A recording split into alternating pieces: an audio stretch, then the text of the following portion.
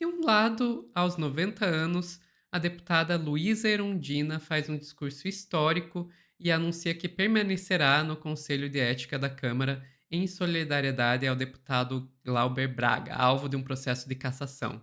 E do outro, o deputado Nicolas Ferreira, que ironiza a greve de fome anunciada por Glauber, dizendo que seria um exemplo do que é o comunismo.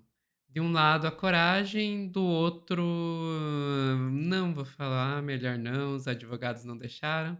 Vamos conversar um pouquinho aqui sobre isso aqui com a Daiane Oliveira no Plantão do Meteoro.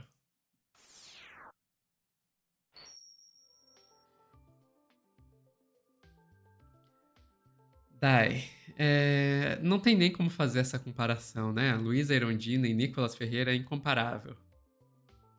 Exatamente, mas é isso, é de um lado a coragem, do outro é o Nicolas. E gente como o Nicolas, né? Gente como não só o Nicolas, mas como a turminha do MBL. A gente vai até falar um pouquinho no final de alguns casos do MBL para lembrar de quem a gente está falando. E dito isso, Sophie, começando a falar sobre o que a Erundina fez, foi um gesto lindo. Para quem não sabe, a Erundina tem 90 anos, ela já chegou a passar mal por violência sofrida dentro do plenário, e no momento em que Glauber se defende, ela pega o microfone e faz essa proposta que é ficar ao lado do Glauber durante todo o período que ele esteja ali na Câmara, porque ele não só faz a greve de fome, como ele também vai fazer um acampamento. E aí eu te peço, por favor, Sofia, para já colocar o ouvido da Erundina falando isso e convidando todo mundo a fazer isso, que eu acho que é o gesto mais corajoso ainda, porque não é só fazer, é o convite também para que outras pessoas se posicionem, né? Porque até o momento é ela que está lá acompanhando do lado do Glauber. Bora lá. Todo mundo que já está aqui já sabe que não foi a minha reação ao agressor do MBL que levou a essa posição, todo mundo já sabe. Inclusive os algozes, todas as pessoas já sabem disso. Mas a minha decisão, e por aí eu termino, de não ser derrotado pelo orçamento secreto e por Arthur Lira é irrevogável. E a partir desse momento, não existe qualquer possibilidade de que eu reveja essa posição até a finalização desse processo. Paulo Magalhães vencido! Eu quero fazer uma proposta para o plenário. Para o coletivo. Eu quero fazer uma proposta para o coletivo que permaneçamos junto com o Glauber nessa sala até os desdobramentos desse processo. Também não vamos para casa achando que tudo bem não! Está se confrontando o mandato popular. O povo do Rio de Janeiro não merece esse tratamento. A democracia precisa ser afirmada. Eu ficarei aqui nessa sala e convido quem mais esteja aqui que fiquemos com esse companheiro até o desfecho desse processo que já estava determinado. E era esse o final. Tanto é que as coisas aconteceram de modo a não ter saída, a não ser essa, e que o nosso companheiro Glauber, de plena consciência e por vontade própria, eu também, de plena consciência e de vontade própria, proponho a todos nós que fiquemos com ele até o desdobramento dessa proposta. Cara, a Erundina, a Luísa Erundina é uma pessoa que eu tenho orgulho de dizer que eu já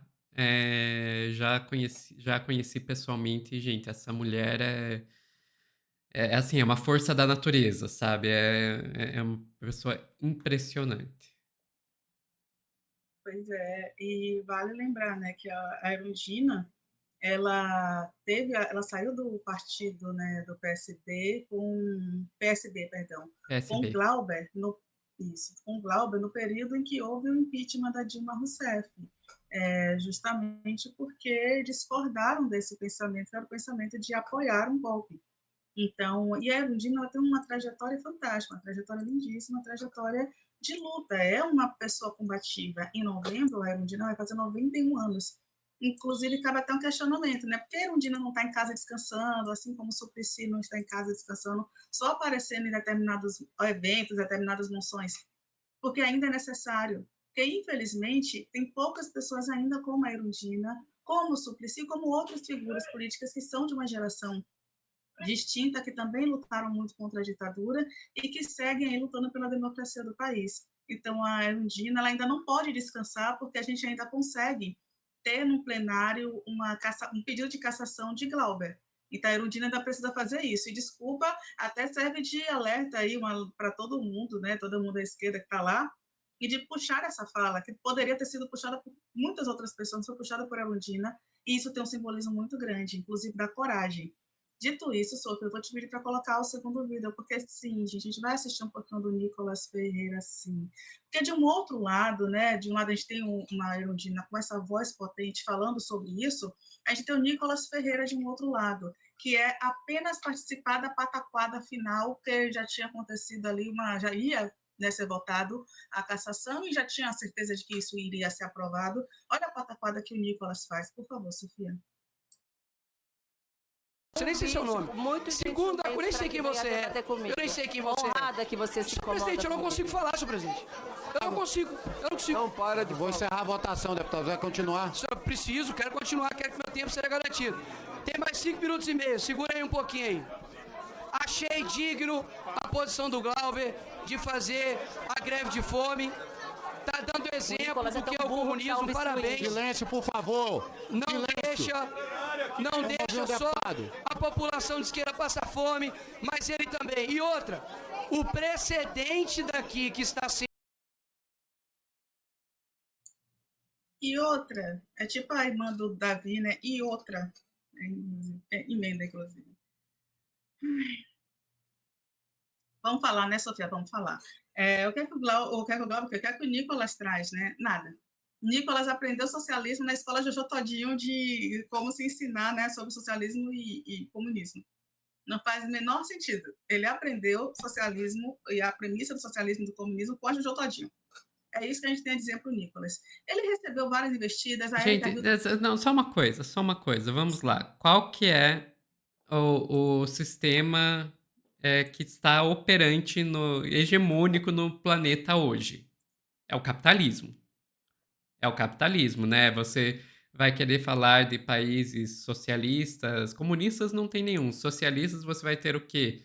Vietnã, Camboja, Cuba, Coreia do Norte e China, que até a China é discutível porque vai ter gente que vai dizer que é capitalismo de Estado. Quanta gente passando fome no planeta tem hoje? Quantos bilhões de pessoas estão passando fome no planeta hoje?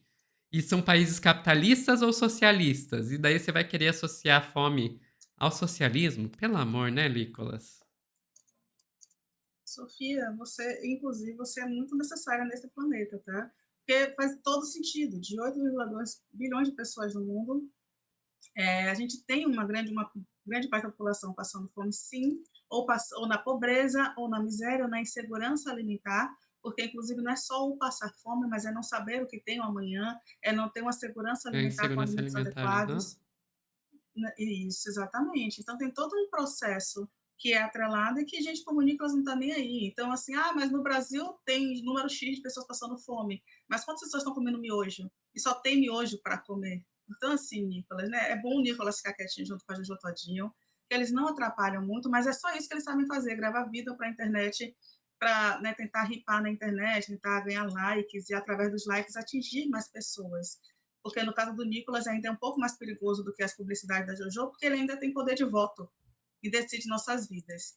E aí, dito isso, eu vou te pedir, Sofia, para trazer um outro olhar, que é o olhar do Boulos, que o Boulos ele consegue sintetizar muito rapidamente o que aconteceu com o Glauber. Inclusive, o Nicolas, ele não é linha de frente do MBL, porque ele mudou um pouquinho ali o segmento, ele decidiu que ele não iria entrar no MBL, só pode, né, gente? Mas é a mesma linha de pensamento, a mesma linha de raciocínio. E aí, olha o que o Boulos ele fala em relação a isso, que é bem interessante. Bate em Chico, bate em Francisco. Porque se os da direita podem fazer isso, os da esquerda também vão começar a fazer. E eu quero ver como os deputados da direita vão se comportar. quando tiver esse tipo de situação aqui dentro da casa. E eu quero ver se algum tiver uma reação natural semelhante à do Glauber, se vai vir para esse Conselho de Ética e ter um relatório propondo cassação. Então, o primeiro precedente muito perigoso que se abre é de legitimar, premiar uma tática de banditismo político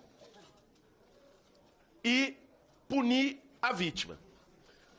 E o histórico deste MBL diz por si só. São moralistas sem moral.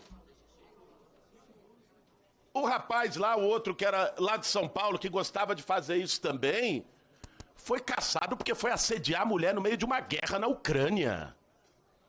Um outro que era vereador no Rio de Janeiro estava preso até outro dia por pedofilia. É dessa gente que nós estamos falando? É essa gente que vocês querem premiar? Vamos colocar a mão na consciência, pessoal. Vale lembrar quem são as pessoas, né? O que foi caçado por assediar mulheres na Ucrânia foi o Arthur Duval, falamos até dele aqui ontem, ele gosta muito do Meteoro, volta e meia ele está por aqui. Oi, Arthur Duval. E a outra pessoa, inclusive, que é citada aí no Rio de Janeiro, que estava presa até dia desses, e aí o pai, inclusive, que também é bolsonarista, PL, resolveu pedir anistia para presidiários, resolveu falar sobre direitos humanos, que é o Gabriel Monteiro, e o pai dele, né, o Monteiro, também foi começar a pensar na vida dos presidiários a partir da prisão do seu filho, preso por violência sexual, gente. Então, é esse tipo de gente que a gente está falando, tá? Gente que é moralista, gente que gosta de tudo. O pessoal ainda está lembrando aqui o apelido que o Mamãe Falei ganhou ontem, que é Mamãe Acabei. Para quem entendeu a piada aí, entendeu?